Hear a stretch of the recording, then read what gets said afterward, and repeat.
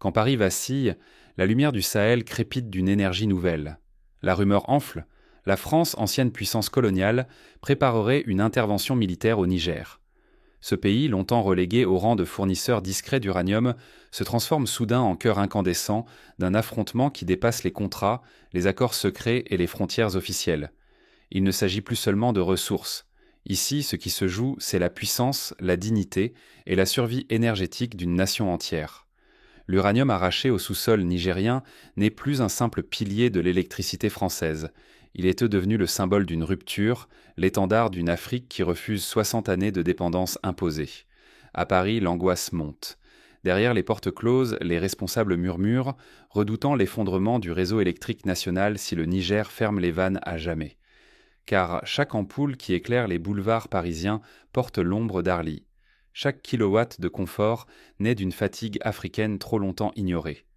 Mais la peur a changé de camp. Au Sahel, un souffle de liberté traverse la poussière et le vent. Emmenés par le capitaine Ibrahim Traoré et l'Alliance des États du Sahel, des jeunes refuselant de plier face aux injonctions de l'Empire. Pour la première fois, une génération relève la tête. Elle veut choisir son destin. C'est l'heure de vérité. Si l'Afrique échoue, elle livre sa souveraineté pour une génération supplémentaire. Mais si elle réussit, c'est tout un continent qui écrit enfin son propre chapitre, maître de sa lumière et de son avenir. Mais comment en est-on arrivé là ? Pour mesurer la portée de cette crise, il faut revenir sur 60 années d'ombre et d'extraction silencieuse. Plongeons dans les racines d'une dépendance construite dès les indépendances africaines. L'histoire commence bien avant la crise visible d'aujourd'hui. À Paris, chaque lumière allume une ombre sur Arlit. Depuis plus de 60 années, le cœur nucléaire de la France battait au rythme du Sahel. Dans le désert, Orano, autrefois nommé Areva, extrayait l'uranium du Niger, sous couvert d'une fausse coopération.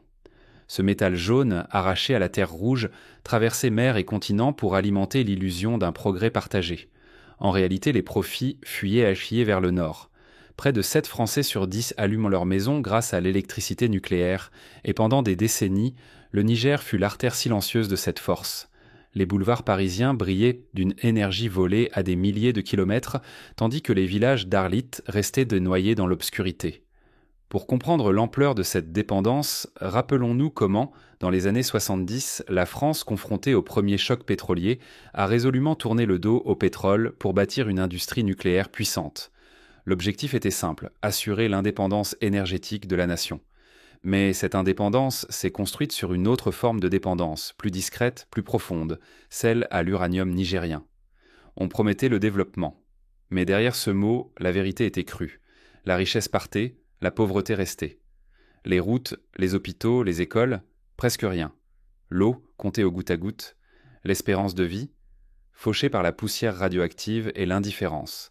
Extraction, exportation, exclusion, tel fut le trépied de l'uranium nigérien. Concrètement, à Arlit, ville minière née de l'exploitation de l'uranium, des générations entières ont grandi à l'ombre des terrils. Dans les années 90, les habitants buvaient une eau contaminée par des résidus radioactifs, alors même que les hôpitaux manquaient de moyens pour soigner les maladies induites par l'exposition. À côté, les profits s'envolaient vers Paris, finançant la construction du métro, l'éclairage de la Tour Eiffel et le chauffage des immeubles haussmanniens. Un exemple frappant, en 2015, le Niger n'a touché que quelques dizaines de millions d'euros de redevances sur une production d'uranium d'une valeur de plusieurs centaines de millions d'euros. La population d'Arlit, qui compte environ 200 000 habitants, vit encore aujourd'hui dans une précarité criante malgré la richesse extraite de son sous-sol. Mais en 2023, le vent a tourné. Le Conseil national pour la sauvegarde de la patrie, le CNSP, a brisé l'ordre ancien. Pour la première fois, le Niger a dit non. Non à l'humiliation, non à la soumission. Orano a été expulsé. Les mines, autrefois interdites aux Nigériens, sont revenues au peuple, offrant enfin la possibilité de reprendre leur destin. Ce geste n'était pas seulement politique, mais un cri de dignité. On ne peut plus ignorer ce passé, car oublier serait condamner une génération entière à revivre le cycle de l'exploitation, à rester prisonnière de la misère. Cependant, l'expulsion d'Orano n'a pas clos le chapitre. Elle a, au contraire, ouvert la première page d'une confrontation mondiale. Désormais, la course à l'uranium du Sahel redessine les équilibres entre l'Afrique et le reste du monde. Mais ce changement historique attise de nouveaux appétits et expose le Niger à des forces bien plus grandes, Qui tiendra les rênes de l'uranium demain et à quel prix pour la souveraineté retrouvée? Le tribunal du monde peut-il confisquer la lumière d'un peuple? Jamais la question n'a paru si brûlante. Sur la scène internationale, la justice devient champ de bataille d'une guerre silencieuse. Le Niger, sommé par la cour du CIRDI, le Centre international pour le règlement des différends relatifs aux investissements, se voit interdire de vendre ou même de déplacer un seul gramme de l'uranium ex-Orano. La décision tombe, froide et tranchante, la richesse souterraine du Niger reste propriété disputée, malgré la volonté farouche d'un peuple d'en reprendre le contrôle. Pour comprendre la portée de cette décision, il faut citer des précédents historiques. En 2010, l'Argentine a été condamnée par le CIRDI à verser plus de 100 millions de dollars à des investisseurs étrangers après avoir nationalisé une compagnie pétrolière. Plus récemment, le Venezuela a vu ses avoirs gelés à la suite de différends similaires. Dans chaque cas, le droit international a été utilisé pour protéger les intérêts des puissances économiques, souvent contre la volonté des peuples concernés. Mais à Niamey, l'ordre venu de Washington et Paris est rejeté sans appel. Ce refus n'est pas seulement celui d'un gouvernement, il devient cri de tout un continent en quête de dignité. Un séisme secoue la région. À Bamako, Ouagadougou, Niamey, la nouvelle rallume une solidarité inattendue. Pour la première fois, l'uranium fédère au-delà des frontières. Dans les capitales sahéliennes, on scande « nos ressources, notre pouvoir ». À Paris, c'est la panique. Derrière les portes closes, ministres de l'énergie et de la défense passent les stocks au crible, condamnent les réacteurs, calculent le temps avant le blackout. Les marchés s'affolent, le prix de l'électricité grimpe à des sommets jamais vus. Dans la presse, le spectre d'une crise énergétique se glisse entre les lignes. Le confort national, bâti depuis plus de 60 ans sur l'uranium du Sahel, vacille soudain. Pour la première fois depuis l'ère atomique, la lumière de Paris dépend du pardon d'un pays longtemps relégué à l'ombre. Imaginons un scénario.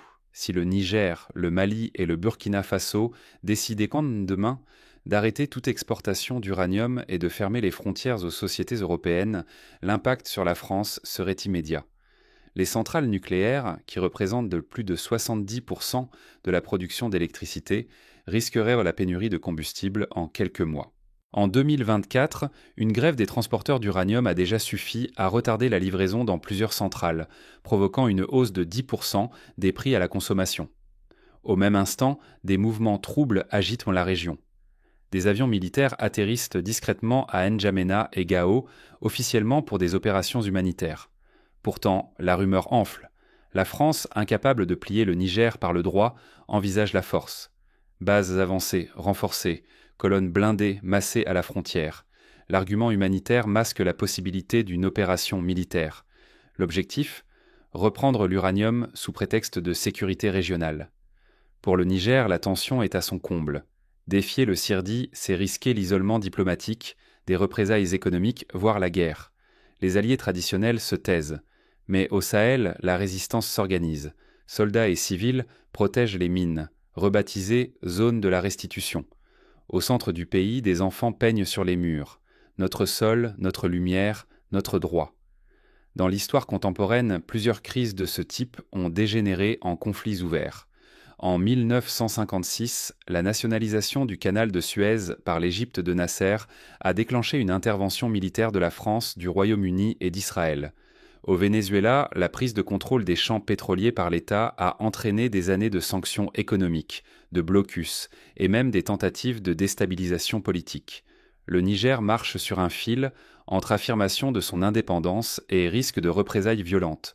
Les enjeux pourtant dépassent les frontières. Pour la France, chaque tonne d'uranium perdue menace l'équilibre énergétique du pays. Les factures flambent, la peur de l'obscurité s'infiltre dans les foyers. L'idée d'un effondrement énergétique hante les conseils des ministres. Sans le Niger, 70% du parc nucléaire français plonge en zone rouge. La perte du Sahel, c'est la promesse d'une lumière vacillante et d'une influence qui s'effondre. Face à l'impasse, la crise de l'uranium révèle une vérité essentielle. La souveraineté ne se négocie ni sur les marchés, ni dans les tribunaux. Elle s'affirme dans l'acte de dire non à la domination, à l'extraction, à l'humiliation. Le Niger, prêt à tout risquer, devient le symbole d'un réveil continental. Et chaque sanction, chaque menace, loin d'étouffer ce feu, l'attise davantage. Mais le Sahel n'est plus seul. À l'horizon, une silhouette inattendue s'avance, prête à bouleverser l'équilibre du jeu mondial. Un nouvel acteur s'apprête à entrer dans l'arène. Son choix pourrait tout changer, pour le Niger comme pour l'Occident. Quand l'Empire chancelle, d'autres puissances avancent dans la lumière. À chaque hésitation française, le Sahel se transforme. Le vide laissé par l'Occident attire de nouveaux géants, décidés à redéfinir les règles du jeu.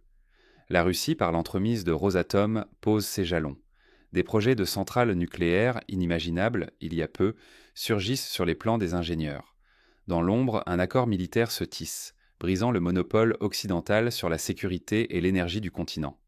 Ce partenariat dépasse la technique.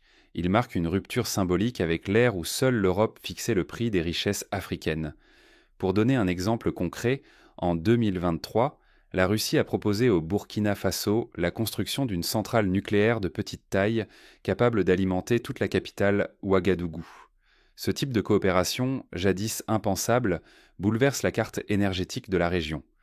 D'autres puissances, comme la Chine, s'intéressent également au lithium, au cobalt et aux terres rares du sous-sol africain, autant de ressources stratégiques pour la transition énergétique mondiale. Mais la véritable révolution, c'est la naissance de l'Alliance des États du Sahel, l'AES. Pour la première fois, le Mali, le Burkina Faso et le Niger s'unissent sur la base d'une souveraineté partagée. Ce n'est plus seulement une alliance militaire, c'est un pacte d'avenir, une déclaration de dignité. L'AES devient l'axe d'un désir d'indépendance qui déborde le Sahel et gagne toute l'Afrique francophone. Au cœur de cette montée, un cri résonne. Nous bâtissons, nous défendons, nous décidons. Ce slogan scandé dans les rues de Bamako, Ouagadougou et Niamey galvanise la jeunesse. Il fait écho au refus d'être à nouveau dominé et transforme la ressource en symbole de renaissance. Désormais, ce sont les Africains qui écrivent l'histoire. Face à cette affirmation, les sanctions occidentales semblent produire l'effet inverse. Chaque embargo, chaque exclusion financière accélère la naissance d'un marché africain, indépendant des circuits européens. Les banques nationales renforcent leurs réserves. Les armées s'équipent sur place. Une défense commune émerge, pensée et pilotée localement, loin des injonctions étrangères. Prenons l'exemple du Mali. Après avoir subi des sanctions économiques de la CEDEAO et de l'Union européenne, le pays a lancé une monnaie numérique nationale, facilitant les échanges internes et réduisant la dépendance au franc CFA. Des initiatives similaires émergent au Burkina Faso, où des partenariats avec la Turquie et la Russie permettent d'acheter des équipements militaires et agricoles en dehors des circuits classiques. Mais tout cela n'est pas sans risque. Sur la table, le destin du Sahel et de l'Afrique francophone oscille entre une indépendance conquise et le risque de nouvelles chaînes, forgées dans la précipitation ou la dépendance à d'autres puissances. Choisir sa voie, c'est aussi affronter ses fragilités. Stabilité politique, capacité industrielle, unité face aux divisions héritées. Car derrière les alliances, les slogans et les drapeaux, une question demeure. Cette révolution est-elle une renaissance authentique ou une illusion qui pourrait se retourner contre ses propres enfants ? Pour éviter les pièges du passé, il est essentiel de planifier la diversification économique. Le Botswana, par exemple, a réussi à transformer la manne du diamant en un fonds souverain, finançant l'éducation et la santé. Le Niger et le Sahel peuvent s'en inspirer, investissant les revenus de l'uranium dans des infrastructures durables, des universités et des industries locales. Le Sahel croit tenir enfin son destin en main, mais chaque victoire soulève de nouveaux périls. L'heure vient de mesurer le prix réel de la souveraineté retrouvée. Ce n'est plus une simple rébellion, c'est une naissance. L'ère de la revendication s'efface devant celle de la reconstruction. Sur la terre rouge du Sahel, la souveraineté cesse d'être un mot d'ordre, elle devient une force agissante, un feu qui façonne l'avenir. Là où la dépendance tissait chaque jour sa toile, surgit aujourd'hui une vague de créativité. Face au chantage énergétique, le Sahel s'ouvre à la lumière solaire, explore la géothermie, lance ses propres centrales. Dans la finance, les sanctions accélèrent la naissance de monnaies régionales et de banques indépendantes. Même l'armement, jadis verrouillé par des embargos occidentaux, devient laboratoire de coopération sud-sud et de production locale. Chaque sanction se retourne en moteur d'autonomie. Plus l'isolement s'intensifie, plus les peuples du Sahel inventent, résistent, transforment la contrainte en orgueil. Les pénuries subies deviennent les semences d'un renouveau insoupçonné, comme si, en claquant une porte, on découvrait 1000 fenêtres vers l'avenir. Regardons l'exemple du Maroc, qui a su investir dans le solaire et devenir un modèle de transition énergétique en Afrique du Nord. Le Niger, avec son ensoleillement exceptionnel, pourrait suivre cette voie et réduire sa dépendance à l'uranium, tout en exportant de l'électricité propre vers ses voisins. Au cœur de ce basculement, une fierté nouvelle s'impose. Des figures comme Ibrahim Traoré ne sont plus seulement des chefs de guerre, mais l'incarnation d'une génération qui refuse de vivre courbée. Leurs paroles, leurs gestes, leur courage galvanisent une jeunesse avide de reprendre son histoire. On ne parle plus de soumission, mais d'honneur. On n'endure plus le récit des autres, on écrit le sien. Le vieux contrat colonial, qui a si longtemps forgé les chaînes, vole en éclats. À sa place naît un pacte de dignité. L'idée que chaque pays du Sahel, chaque citoyen, porte une part de responsabilité dans la construction d'un avenir commun, affranchi des entraves. Ce n'est plus eux contre nous, mais d'ensemble ou rien. Mais la route qui s'ouvre est semée de périls. Échouer, ce serait retomber brutalement dans l'ombre, voir renaître la dépendance, étouffer l'espérance. Réussir, ce serait offrir au continent un exemple inédit. Oui, rompre le cercle de la soumission est possible. Oser un destin africain, réalisable. Pour y parvenir, des étapes concrètes s'imposent. D'abord, instaurer la transparence dans la gestion des ressources minières afin que les populations locales bénéficient directement des revenus. Ensuite, renforcer l'éducation et la formation technique pour préparer une main-d'œuvre qualifiée. Enfin, établir des mécanismes de contrôle citoyen sur les nouveaux partenariats, pour éviter que la dépendance à l'Occident ne soit simplement remplacée par une dépendance à d'autres puissances. Ce qui se joue ici va bien au-delà du Sahel. Il s'agit de la réputation d'un continent entier, de sa capacité à tenir tête, à inspirer ses enfants et à troubler ceux qui, hier encore, imposaient leurs lois. Quand l'Afrique se relève, il ne s'agit pas seulement de ressources, c'est la maîtrise du temps, de l'argent, de la voix. Pourtant, lorsque le rideau retombe, le silence s'étend, une question demeure, suspendue. Qui osera écrire la suite de cette renaissance ? La réponse ne tient pas qu'aux dirigeants, mais à chaque citoyen, à chaque choix, car la souveraineté se construit à main nue, pas à pas. L'Empire possède la nuit, mais désormais l'Afrique détient le matin. Ce qui se décide ici dépasse la valeur d'un minerai ou la signature d'un accord. Il s'agit de transformer un passé pillé en un avenir reconquis, où chaque sanction étrangère, chaque interdiction, aiguise une dignité retrouvée. L'histoire jadis dictée par d'autres s'écrit à présent en lettres de souveraineté par les peuples du Sahel. Fermer les yeux sur cette renaissance africaine, c'est ignorer l'aube qui se lève. C'est risquer de rester en marge d'un monde qui se réinvente et perdre la chance de comprendre ce qui bouleverse la carte du pouvoir. Soutenir ce mouvement, ce n'est pas s'incliner devant une menace. C'est reconnaître une justice longtemps différée, une réparation plutôt qu'une revanche. Après des décennies de déséquilibre, il s'agit d'un geste vers l'équilibre. Le contrôle du sol, de la richesse, du choix de ses alliés, ce ne sont pas des privilèges, mais des droits fondamentaux trop longtemps refusés à l'Afrique. Chaque ouate qui s'éteint à Paris éclaire un peu plus Niamey. Chaque sanction frappant Bamako ou Ouagadougou devient une pierre de plus dans l'édifice de l'autonomie. Chaque avertissement venu de Bruxelles ou Paris ne fait qu'accélérer une rupture qu'on croyait impossible il y a encore quelques années. L'Occident lit dans cette crise une perte, parfois une provocation. Mais pour l'Afrique, c'est l'éveil d'une fierté étouffée, la fin de la résignation. Le choix est clair. Rester spectateur, c'est ignorer une révolution silencieuse et manquer la naissance de nouveaux modes de négociation, de gestion des ressources, d'invention du vivre ensemble. Jamais le destin africain n'a été aussi ouvert. Ne pas le voir, c'est passer à côté de la leçon majeure du siècle. La justice n'est pas une menace, elle est la condition même de la paix durable. Car si l'aube appartient à l'Afrique, son rayonnement finira par atteindre tous ceux qui auront su, assez tôt, tourner leur regard vers l'Est. Au terme de cette crise, l'Afrique dispose enfin des clés de son destin. Mais la vigilance est de mise. Les exemples du passé, de l'Iran à l'Indonésie, montrent que les conquêtes de souveraineté sont fragiles. Pour les peuples du Sahel, l'enjeu est d'inscrire ce réveil dans la durée, de transformer l'émotion en institution, la révolte en renaissance. Chacun peut agir à son échelle.